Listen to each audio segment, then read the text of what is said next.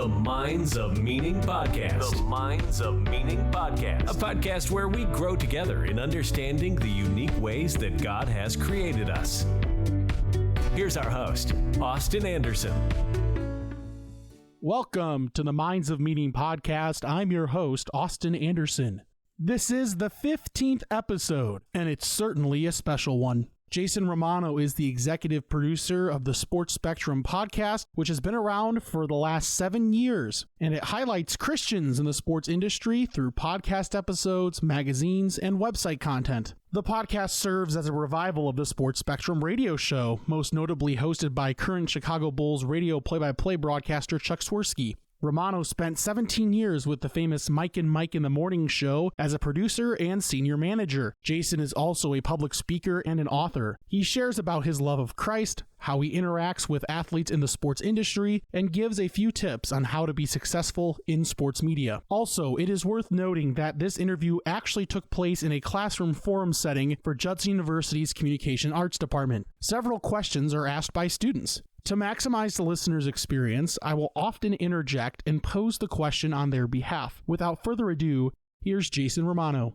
So I talk to athletes, coaches, broadcasters. My favorite interviews are the people who are in broadcasting, who are connected to sports, that are believers in Jesus, because that's my world. I never played on anything outside of community college basketball, so I never was a pro. So I love talking to the pros to hear their story, but I love talking to the people in media because that's what I did. So yeah, we cover the gamut of sports, the spectrum, pun intended there, of sports is Sports Spectrum. Jason, my students want to ask, how does one maintain friendships in the broadcast industry while maintaining professionalism? One of my best friends in sports space was my childhood hero, a guy named Darryl Strawberry. He was Shohei and Aaron Judge in 1987. So for me, at 13 at that time, that dude was my hero. Many, many years later, I met him at ESPN. He's a follower of Christ. I am a follower of Christ, but was a follower of Christ. Darryl Strawberry also had a confusing relationship with his dad. He had alcohol and drug problems himself, addiction. We never talked about sports the entire time we met. We talked about Jesus. We talked about my dad. We talked about his relationship with the Lord. And that's what connected us. And we became friends. And we've been friends for over a decade. He just had his number retired by the Mets this year, which is really cool. Yeah, it's still mind-blowing to me, and I'm 50 years old. That's half the battle in this business is relationships. So you don't become best friends with everybody, but you become friendly with a lot of people. And I would say that the connection of Jesus extends that relationship even further. Like me and that guy have a unique connection that other members of the media may not because we're both followers of Christ. Again, doesn't mean we're best friends, but it means he'll hopefully see me and be like, that's Romano. I trust him. I know he's a good guy, follows the Lord. And in many cases, they might even come on my show because of that. The question that was posed is, what are the important aspects building a brand within the digital sphere? Well, the brand is a multimedia brand. So it's a magazine that we do, a quarterly magazine. It's a podcast network. There's 3 shows on the network right now, one of which I host. It is also a website with articles, devotionals, Monday through Friday. So we're really not just trying to tell stories and write articles like ESPN would, but really trying to use it as ministry. So we'll write sports devotionals that get released Monday through Friday. Social media. So we're on Instagram, we're on Facebook, Twitter X, TikTok. Like we're sharing all of our content in our social spaces too and growing pretty quickly, like 100,000 followers on Instagram. It's kind of crazy. So yes, we're not just a podcast, but my focus for the most part each day primarily is on the podcast. Because what I say is all of those other outlets and all the other interviews and places of content that we create usually start with an interview, with a conversation. And that happens on our podcast. Something I'm curious about was you mentioned about like Darryl Strawberry, ESPN, how you like connect with all those individuals and that there is some believers there in the midst of that. Are there any other names of those who are believers that you kind of had that bond or connection with, at least from maybe a talent perspective that these individuals may have heard before? Maybe like a Chris Mortensen or something? Chris Mortensen for sure. The late, great Chris Mortensen. He passed away. A lot of guys at ESPN that were athletes were the ones that I would connect with that were followers of Christ, like Brian Dawkins, who was a legend in football in the 90s and early 2000s. He played for the Eagles for a lot of years. I was a Cowboys fan. But Brian Dawkins is a guy I root against all the time. Then he comes and works at ESPN, and him and I are working together on some of those shows, and I'm like, this dude's amazing. He's such a good dude. He loves the Lord. He's passionate, energetic. If you ever brought Brian Dawkins here, you would have lasted 10 minutes because you would be like, whoa, this guy just brings the energy. He's amazing. So yeah, a lot of the guys from ESPN, I think that way was who I met. What's funny is a lot of the behind the scenes people, you know, when you're in an element like ESPN every day, you're working, and obviously you love the Lord, but you're not sitting there trying to convert people to Christ. Like, you're trying to do your job well. Yeah. By the way, that honors Jesus. You do the job that you were paid to do well. And when you put in good effort for the work that you do, whatever it is, work like you're working for God and not for man. That's what the Bible says in Colossians. That doesn't mean you're going to get an A every time, but it means your effort is really what honors God. And I had to understand at ESPN, like my effort, and there were times when it wasn't that way, but my effort is the best way. And the way that I carried myself, my demeanor, the way I treated people, that's going to be the best reflection of Christ in the workplace. Another question I had for sure was listening to the Chuck Swirsky podcast recently. Chuck Swirsky is the current Bulls radio play-by-play announcer. He talked a lot about like some of that integration of like how he was able just to get those individuals just to kind of listen and be able to have that level of rapport, just be able to go after it. I think I remember hearing you say something along the lines of, though, it's a little bit more difficult in today's society because of just we're kind of more closed off in our personas a little bit. Would you say that people are open and like receptive immediately, or do you have to kind of break through a little bit in terms of how to connect with them? You mean the audience or the athletes that we interview? The athletes that you interview. Okay, good question. So the audience and the athletes, I think, are a little different. But the athletes, I think once they say yes to come on a show like ours, they're knowing that the interview is going to be different. The conversation is going to be different than they've ever had because they're going to be asked about the most important thing in their life that they're never asked about. Because the athletes are always asked about the game last night, or how's practice going, or what's going on in the clubhouse, the locker room. Oh man, how did you handle that loss? You know, and or that win was great. You were amazing. You dropped 50 last night. Great job. Pat on the back. It's nice. And trust me, as a sports fan, I like to talk about those things too. But what if I started the conversation with, who's Jesus in your life right now? Whoa! And that's what I've been doing the last, I would say, year. I've been doing this show for 7 years. The last year, I've been just starting with, who's Jesus to you? You know what that does? It tears down that wall right away. Like, we're getting into it right away. And usually what that does, Austin, is it kind of shows them this is going to be a different conversation. It's going to be a different conversation. Now, I might come back and say, by the way, that touchdown you scored, that had to be pretty cool. And they'll say, yeah, that was pretty cool, or whatever. But I'm always trying to let them know that everything I'm trying to do is coming through the lens of Christ first. You say first things first as a way to kind of live your life as a follower of Christ. That's what I try to do with the show. Now, I will say our new co-host is Matt Forte, who is a longtime Bears running back, Chicago Bears running back. It's the first time we've ever had a pro athlete working with us at Sports Spectrum, and particularly on the show that I host. So I'm going to be kind of sliding into more of an executive producer role. I'll also be on the show with him. But Matt does things a little different. Like, he just kind of wants to get to know you a little bit first in the way that he's conducted his interviews. But Matt just started. Like, he'll probably do a year worth of shows and then develop his own rhythm of the best way to get into faith. But for me, I try to like tear down that barrier right away. And let's get right to the most important thing, and that's Christ. And I think they open up pretty quickly when we do that. I will say this. We've had athletes who we've invited to come on our show, and they've said no.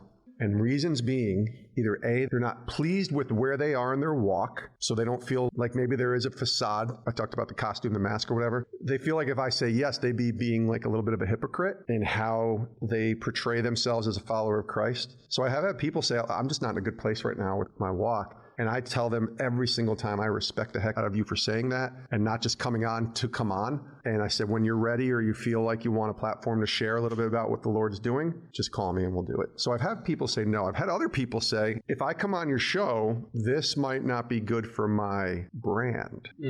Athletes have said that. Not a lot, but a few. Where it's like, if I do a show and it gets out there that I'm a follower of Christ and I'm really vocal about my faith, that could affect my endorsement deals. That could affect my follower count. All of the things. That one pains me. That saddens me because we are called to be outspoken in our walk. We're not called to force people into faith, but we're called to be outspoken about our walk. We're called to make disciples. Part of the platform I believe athletes have is for them to live out their faith. God put them in that place for a reason to be vocal about who Jesus is. So that saddens me. Hasn't happened a lot, but it's enough to where it saddened me a little bit. Neil is wondering, what is your opinion on interviewing non-Christians in addition to Christians on the podcast? We've done 1,400 interviews in 7 years on Sports Spectrum. At the time, I've always said I think I want only people who are followers of Christ as guests because I want to hear their Jesus story. Matt, the new host, and I have really talked openly about, do we just not do every guest? And I'm not afraid to talk to people who aren't Christian because I think you can still have some really good faith conversations, number one. And number two, Matt and I are both Christians. So if you're listening to the show, you know it's coming from a faith-based perspective because Matt and I are both Christians and we're the hosts. So the guest maybe doesn't necessarily have to. I've kind of changed my philosophy on that really in the past month or two. And I'm not saying we're always going to have non-Christians on. I still think the show is unique. But I do think if opportunities came for people who maybe you're not quite sure where they are, or maybe they're a different faith. You know, we've talked a little bit about, would we have Muslims on? Would we have Jehovah's Witnesses? Would we have Mormons? Would we have atheists on? I don't know, but I think I'd at least be open to it and then not try to convert them, not even try to have this apologetics debate or even like just faith debate on whether God is real. I don't think I would have that. I think we just want to have a conversation with them and try to learn like what is their faith and why do they believe what they believe. But ultimately at the end, maybe we say goodbye to them. Matt and I come on and say, but Jesus says he's the way, the truth, and the life. And that no one comes to the Father except through him, and we're always going to follow that. So I think there's ways to do it. The one guest I did have on was in 2019. It's a coach named Bruce Pearl. I don't know if you guys have heard of him. He's the head coach at Auburn University now. They've just gone to the Final Four. He's Jewish. Now, the person who told me that I should have Coach Pearl on was the team chaplain of Auburn, which I thought was really interesting because the team chaplain is a Christian pastor. And he's like, he's searching, Jason. He's Jewish, he's very Jewish, but he's not against faith in Christ, and he's very open about it. I think he'd be a really good conversation for you. So it was one of the only conversations I've ever had where I knew he was kind of pretty set in his Jewish tradition. By the way, Jesus was Jewish, so I think there's nothing wrong with having somebody who's a Jew on, but trying to understand like his wrestle with the gospel, but also with his Jewish heritage. Side note, he kept calling me James during the interview. So if you listen to it, you're like, why is he referencing the host as James? I think he just misheard my name or whatever. But that was the one time. And I think it's going to set the ground to have more conversations like that. So Sarah was wondering, have you been encouraged yourself with some of the interviews that you've done throughout your time with Sports Spectrum? Great question. So it encourages me usually, I would say. Also knowing that not everybody is at the same stage you're at. They might be further along. They might be, a little bit shorter along in their journey, whatever. They might be. Athletes are an interesting breed because they can't just go to church on Sundays. And often NBA players can't just do Bible studies because they're playing every other night. It's really hard. They can. They have to do a little different of a way than maybe the way we would do it. But to give you an example, Adam Wainwright was a pitcher in the big leagues with the Cardinals for many years. And Adam just retired last year. We've gotten to know Adam. We've gotten to interview him. We've gotten to talk to him. Adam came up with something called Walking with Wayno. It was reading the Bible together in a year with Adam Wainwright. And every single day for a full year, Adam would read whatever he read. He probably went through some kind of plan from the Bible app or whatever. But then he would write an email, in a sense, a devotional of each day for 365 days on what he read and send that out. And he solicited whoever wanted to join him to read the Bible in a year to join him. 67,000 people signed up for Adam Wainwright's Walking with Wayno. So he was using his platform as a baseball player, knowing that people would sign up probably because he's Adam Wainwright. If any of us did it, we might get 65 people or 6 people. Wayno got 67,000 people. And I was impressed that he was using his platform in this way. Tremendous, right? Can you imagine if every athlete did that? You'd have hundreds of thousands, if not millions of people reading through the Bible in a year. That'd be incredible. But also, watching how faithful he was, it's really hard. You got to be disciplined every single day. And it's not just a 2-minute, it's 15, 20 minutes every day at least. But then to go even further and put a devotional on it as an email that he wrote, by the way, out to everybody, that's insane to me. And he did it. So that encourages me so much. But I will say this, with my job, I have to be very careful because I work in ministry to not let my job substitute my relationship with God. Does that make sense?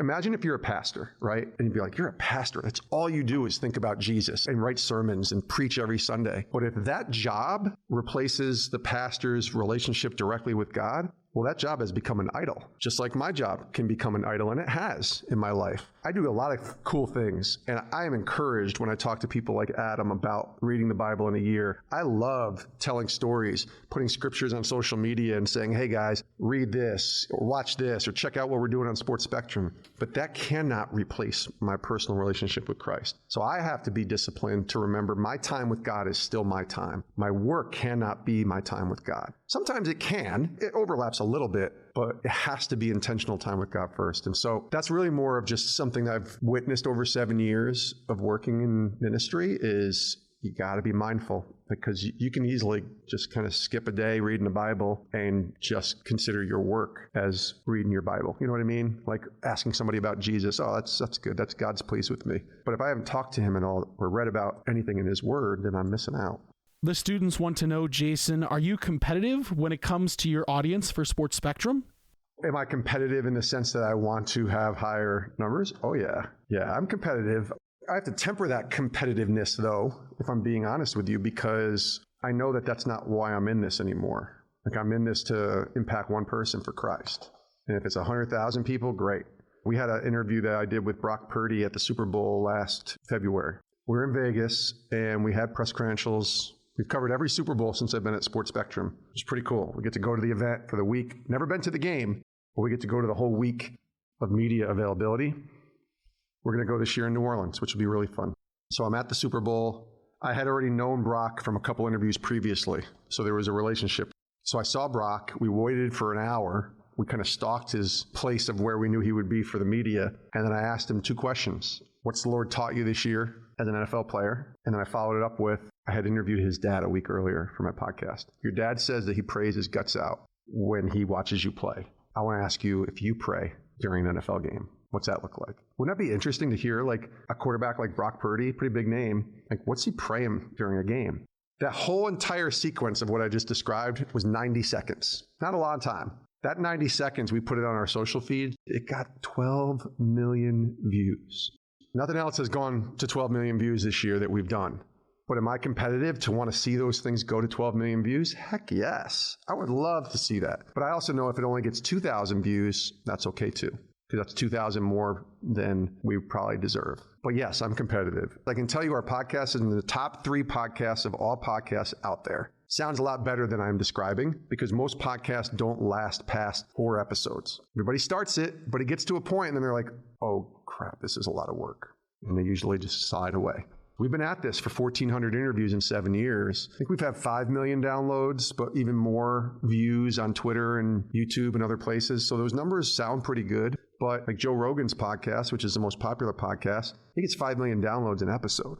We've got 5 million over 7 years. So am I competitive? Yes. I'm constantly thinking about how can we get more people to watch and listen. But I also have to remember every day, be faithful with what you have right now. Like literally just put out a good show. People aren't going to listen if the content's crappy or bad. So make good content. And then if one person listens or if 1 million, that's on them. Honestly, I wrote 2 books as well. That was the same philosophy with my books. And my books have not been read by many people. I know that. But a couple thousand have read them.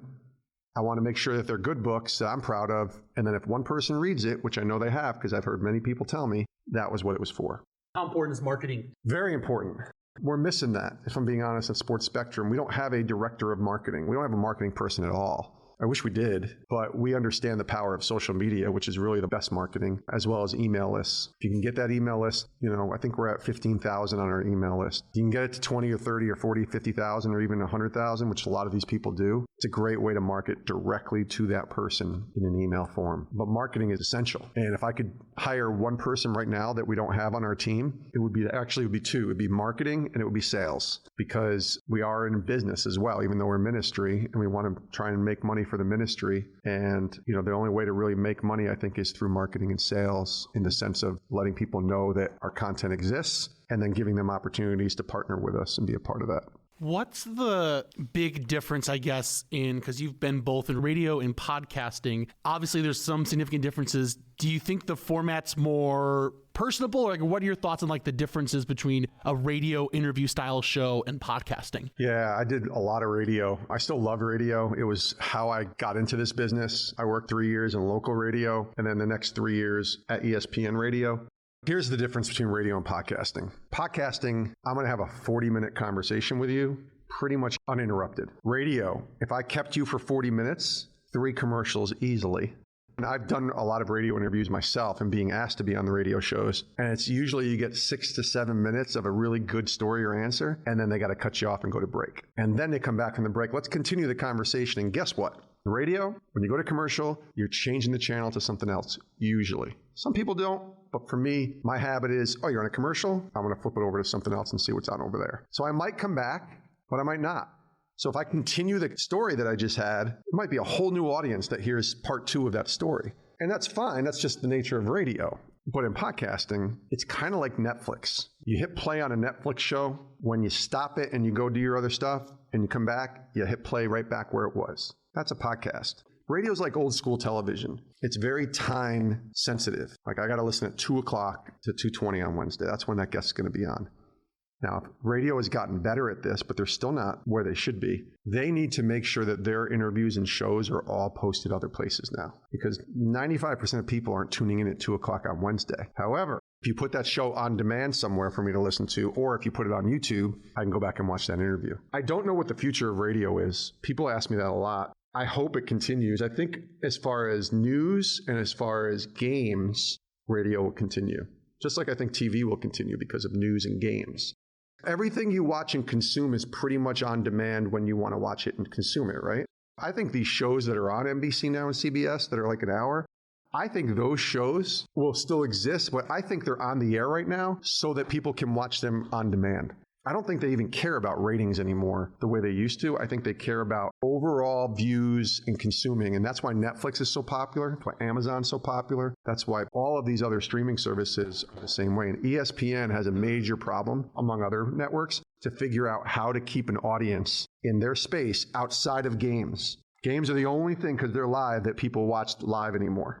Cornell is wondering, is it fairly common for individuals who might not be believers to go ahead and comment on your content, trying to build up some negative engagement? Don't get a lot of it. I ignore it usually if I get any. We do have, when stuff goes viral, like the Brock Purdy interview, when that went viral, we got that 6 million views. That just means it's starting to reach a lot more people. A lot of comments in there will be like, oh, keep religion out of sports. Oh, he really believes in this fake Big Ben in the sky. Okay. I just ignore that stuff. But I like that it reaches those people. And the way that we look at our audience, you guys know what a Venn diagram is? So it's like this circle that overlaps. The middle of the Venn diagram are sports fans who love Jesus. That's our audience. But outside of that little Venn diagram, on the little outer parts, are sports fans over here who probably don't care about faith. And on this side, it's people of faith who care less about sports. So you got that audience with your Venn diagram of sports fans who love Jesus. We get a lot of both of those too. We get the people who love, oh, I'm so glad I don't know who this football player is on the Niners. I don't know what color jersey he's wearing. Okay, he's wearing red. Okay, I don't even know anything about that. But he loves Jesus. That's cool. And they might interact with our content that way. You get the other guy who's a big Niners fan, loves Purdy, doesn't really care about faith. But he might be like, Brock's a great quarterback. I respect his right to say what he says. He's wrong, but I respect his right. But if our stuff can reach that guy, actually, that's the audience that I think every single person in this room as a person of faith wants to reach. Because we are to go and make disciples and spread that seed on good ground, fertile ground, right? And what if Brock Purdy's answer to me about his faith reaches that fan from the Niners who doesn't care about God and makes him open up his Bible? So yes, we want sports fans who love Jesus. That's our audience. And sometimes you get hate. Sometimes you get kickback from that, and that's okay. Like, dust it off. I think I was just reading yesterday in Mark, Jesus sent the disciples out, and he said to them, if you encounter any backlash, like wipe the dust off your feet, get up and keep going. You're on a mission here, and that's kind of what we try to do. So some people express faith, like Brock Purdy, like very open, like quoting verses and that stuff. Some individuals, the faith is there, you can see it, but it seems like it's more like story-based. You can tell the faith's there, but he's probably not going to be throwing scriptures at you. How are the differences in those kinds of interviews and comparing them? And then, like, do you think people are still being captivated just by the story alone, improving their faith walk, or is it just another story? It's a combination of a couple things. I think, number one, you remember that everybody's at a different stage of life in their walk. Everybody's at a different place. Others might be like when you hear Matt Forte and you hear him talk, the dude reads scripture. The dude knows scripture. When you hear him, you would say probably from the outside, Matt Forte's faith is deeper and more solid, but I'm not here to say that. I can't judge this guy. Remembering that it's an interview. I don't live with the dude. I don't hang out with the dude. I'm not friends with the dude. I don't know what his walk is like every day. So I can't judge him. That's a really hard thing to do, by the way. The audience does this a lot, is for me to not judge the people based upon the answers that I get. Because sometimes you'll talk to somebody and you're like, they were kind of generic, surface level. I love God. He's great. I just want to walk with him. Okay. And another guy's like, let me tell you about what it says in John 14 and what the gospel's all about. And you're like, all right, that guy's solid. It's very easy for me to judge and put people in like categories of how Christian they are. And I try not to do that. I know everybody's at a different place. They agreed to come on our show, which means their faith's important to them. They want to talk about that. And so I just kind of leave it there. I will say this. There's a couple interviews that I haven't ran, not with anybody that you guys would know, some interviews that weren't big name people. But their answers, they just never wanted to talk about God. And I would ask them about God and they would push it back to either feeling good or something. And I'm like, okay. And I thanked them for coming on. And then I just kind of held on to the interview and never released it. And that's okay. There were many interviews that we did at ESPN that never released either. You are not obligated to have to run interviews that you record. I tell people all the time, our job is to tape the interview, but that's where editing is involved. And I have the jurisdiction and the right to never run a conversation if I don't want to. Thanks again to Jason Romano for joining us on the Minds of Meaning podcast. I was able to connect with Jason for much of that morning that he was on campus at Judson, as well as several times leading up to and after our time together. He truly seeks out the Lord's desires in his life and makes Christ's love known throughout the excellent work he has done in the Sports Spectrum ministry. A reminder that each of these podcast episodes are produced in the Darkroom Studios on the campus of Judson University. There are 3 high-quality and professional recording studios to service the campus community's video and audio needs. To learn more about Judson, visit judsonu.edu. I am honestly unsure of when the next episode will be. I have had these files on hand for several months and wanted to publish the content while I had some time to do so. Whenever there is an update on the next episode, I will certainly let you know. In the interim, be sure to follow us at mindsofmeaning.com and on Facebook and Instagram at Minds of Meaning. Until next time, so long. Thank you for listening to the Minds of Meaning podcast. To learn more about Minds of Meaning, visit mindsofmeaning.com or Minds of Meaning on the mainstream social media platforms. God bless.